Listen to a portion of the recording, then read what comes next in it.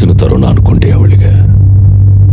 ಸ್ವಲ್ಪ ಕೂಡ ರೋಷ ಆವೇಶ ಇಲ್ದಿರೋ ನೀನು ಹೇಗೆ ಅವರಿಗೆ ಇಷ್ಟ ಆದಿಯೋ ನನಗೆ ಅರ್ಥ ಆಗ್ತಾ ಇಲ್ಲ. ಆ ಮ್ಯಾಟ್ರ್ ಸ್ವಲ್ಪ ಪಕ್ಕಕ್ಕೆ ಇಟ್ಬಿಡೋಣ. ಅದೇನೋ ಗಂಡಸು ಗಂಡಸ್ತನ ಅಂತ ಇದೆಯಲ್ಲ,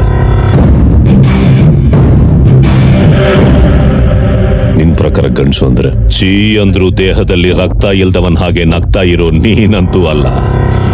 ನರದಲ್ಲಿ ರಕ್ತ ಹರಿದು ತಿರುಗಿ ಎಗಿರಿ ಬೀಳೋಣೆ ನಿಜವಾದ ಗಂಡಸು. ವೈರಿಗಳು ಮೇಲ್ ಬಿದ್ದಾಗ ಕೈಯಲ್ಲಿ ಆಯುಧ ಇಲ್ದೆ ಹೋದ್ರೂ ರೋಷದಿಂದ ಆವೇಶದಿಂದ ಸಾಯಿಸ್ತಾರಲ್ಲ ಅವರು ನಿಜವಾದ ಗಂಡಸು.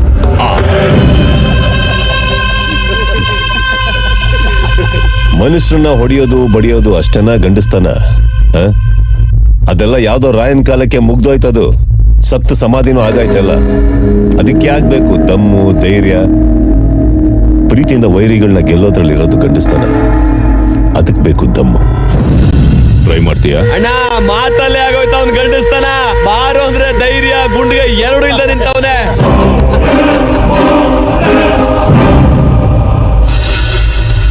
ಏಯ್, ವೈರಿಗಳನ್ನ ಪ್ರೀತಿಸ್ಬೇಕು ಅನ್ನೋ ನಿನ್ನ ಮಾತಿನ ಗಂಡಸ್ತನ ನಾನ್ ಟ್ರೈ ಮಾಡ್ತೀನಿ. ನಾನ್ ಹೇಳಿದ ಗಂಡಸ್ತನ ನಿನಗ್ ಟ್ರೈ ಮಾಡೋ ದಮ್ಮಿದ್ಯಾ? ದಮ್ಮನ ಪದಕ್ ನಾಂದಿ ಹಾಡ್ದವನೇ ನಾನು.